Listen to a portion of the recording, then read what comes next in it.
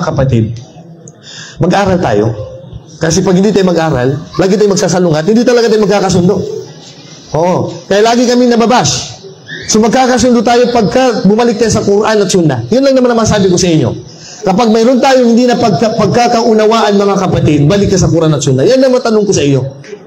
Yung bang paninindigan mo na yan, may dalil. Pag walang dalil, bakit kita susundin?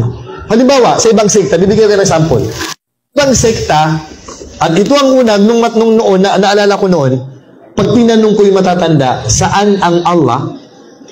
Sabi nila, hindi natin kayang ituro saan ang Allah. Nasaan bang Allah? Saan po ang Allah? Alam niyo po ba kung nasaan ang Allah? Sa taas, sa baba, o? Sa taas? Oo. Pero ito po para sa kalaman ninyo, may sekta. Hindi ko na po babanggitin. May sekta po sa atin, na kapatid pa rin natin, nang paniniwala nila, ang Allah ay walang lugar. Allah mawjudun bila makan. Ang Allah ay mayroon. Nakapagtapos din sila mag-aral. Pero hindi sa school na pinanggalingan ko. Sa ibang bansa. Ayaw ko pong banggitin yung pangalan ng school kasi baka mamaya mabanggit natin silang lahat. Kasi yung iba, matuwid naman. Pero marami sa kanila, ang paniniwala nila, ang Allah ay walang lugar. Magagaling yun. Mga ulama ang tawag sa kanila. Sabi ko nga, para magkasundo tayo, para magkaisa tayo, balik tayo sa dalil. Dalil. So, ang tanong natin sa kanila, saan ang Allah? Sabi nila, hindi kailangan ng Allah ang lugar. Ito ay usapang akida. Kaya dapat, hindi man tayo magkasundo sa fiqh, dapat magkasundo tayo sa akida. Kasi kung hindi mo alam saan ang Allah, kailan man hindi tayo magkakasundo.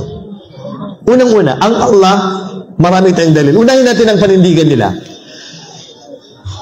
Kung maninindigan ka na wala kang dalil at maninindigan ako na may dalil, hindi tayo magkakasundo. Sabi nila, ang Allah ay nandyan pero walang lugar. Okay, bakit daw? Kasi daw, pag sinabi mo ang Allah nasa taas, para mong sinabi na ang Allah kailangan niya ng lugar. Totoo naman. Kailangan doon niya ng lugar.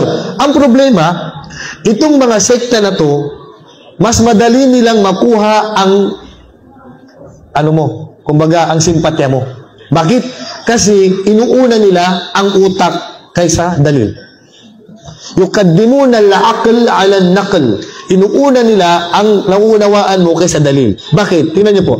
Sa batas ng Islam, dalil muna kahit hindi matanggap ng utak. Halimbawa, pwede bang halikan ng bato? Hindi. Share ko? Hindi. Halimbawa, halik-halikan ko itong poste na to. Sabihin nyo, Ustad, ba't minahalikan yan? Siyempre, sabihin mo, bawal yan, di ba? So, ibig sabihin, ang paghalik sa bato, halimbawa, ang ito, tubig. Tapos, ang hindi ko ininom, hinalik-halikan ko lang. Sabihin mo, baliw si Ustad, hindi naman minahalikan yan. Yung bawang, saan nilalagay yung bawang? Nilalagay sa damit. Saan ba ginagamit ang bawang? Pagkain. Yung iba, ginagawang kwintas. Hindi naman kwintas ang bawang. Kasi may nakikita ko noon. Pagbata, nilalagyan ng bawang dito. Ako nakasuot ako ng bawang noon. Dahil takot to yung gin sa bawang. Ang bawang, pang sigang, pang prito, So, alangan naman na yung bawang gagawin kong kwintas. So, dapat dalil ang inuuna natin. Kahit hindi matanggap ng utak mo yan, kailangan mong tanggapin. Halimbawa, bawat talagang halikan ng bato. Tingnan niyo po. Si Umar bin Al-Khattab, nakita niya ang propeta sallallahu alaihi wasallam, hinalikan niya yung black stone. Sino po nakapag-hajj na po dito? Meron po ba nakapag-hajj na? Yan. Dito sa mga babae. Yan, meron. Alam niyo naman po, di ba? Sa mga first timer mag-hajj, number 1 na tinatarget nila sa Kaaba, yung bato. Kaya sabi niya, hindi ako makauwi, kailangan mahal. Yung iba talaga yung mga nag-hajj, subhanallah, naiintindihan ko, lalo na yung hindi pa nila nakita yung black stone. Ipipilit nila yun. Pero pa ang original ng paghalik sa bato, haram talaga. Yung Umar, ang propeta sallallahu alaihi wasallam, hinalikan niya yung black stone. Anong sabi niya?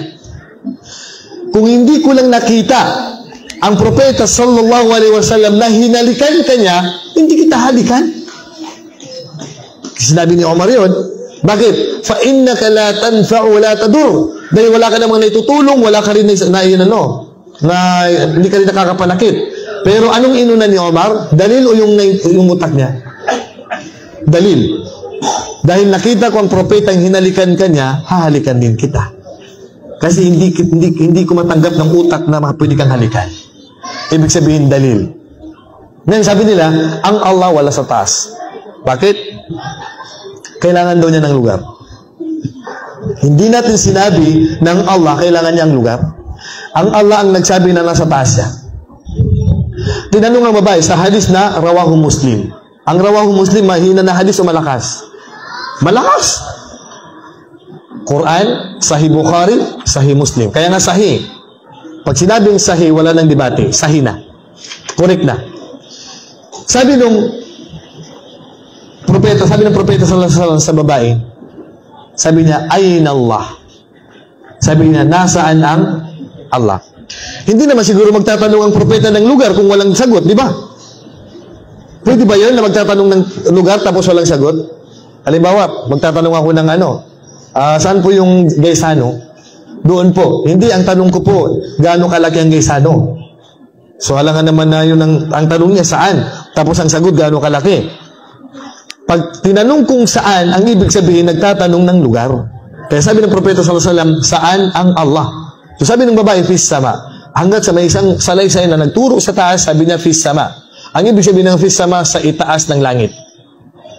Hindi sa loob ng langit, sa itaas ng langit. So ano sabi ng propeta? Waman ana, man ako, ikaw ang sugo ng Allah. Ano sabi ng propeta pagkatapos? Sa amo niya, i'tiqha fa innaha mu'mina. Palayain mo ang babae na ito na alipin dahil mananampalataya. Ibig sabihin, kung alam mo kung nasaan ang Allah, mananampalataya ka. Kung hindi mo alam, hindi ka mananampalataya. Ibig sabihin, isa ito sa dahilan na dapat magkasunod ka sa dalil. So, ang daming dalil na ang Allah nasa taas, pero may mga sekta na nagsasabi na ang Allah ay walang lugar at mas masusubok kayo. Kasi nangangaral din sila sa social media at maalam sila. Maalam po. Fluent mag-Arabic, may nag-graduate ng university, nag-graduate ng master's degree, nag-doctorate, pero paniniwala nila ang Allah ay walang lugar. Pero tayo, ang dalil natin, siyempre, ang dalil natin ay may lugar ang Allah, hindi ibig sabihin kailangan niya. Siya mismo nagsabi, nasa taas siya. Pag magdudua ka nga, nakatingin ka nga sa taas Dahil alam mo ang Allah nandun. Tapos nagkukwento ka pa ng propeta sallallahu alaihi wasallam umakyat sa langit. Di ba? Tapos ipinagutos yung sala. O sino nagutos doon? Alam nga naman ang nagutos sa kanya, hindi ang Allah. Ibig sabihin ng Allah nasa taas.